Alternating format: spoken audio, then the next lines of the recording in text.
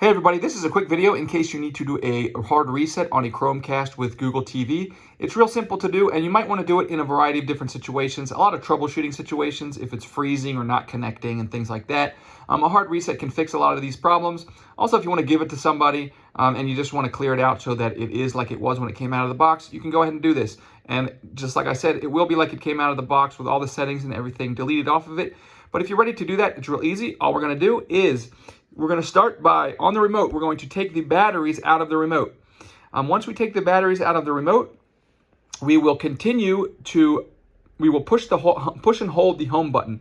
And while we're pushing and holding the home button, we're going to reinsert the batteries. All along, we're going to be pushing and holding the home button. The light will come on the remote. Just keep holding the home button until the light starts pulsing. Once the light starts pulsing, that means that the remote is going through its reset process, and it will be reset to like it was when it came out of the box.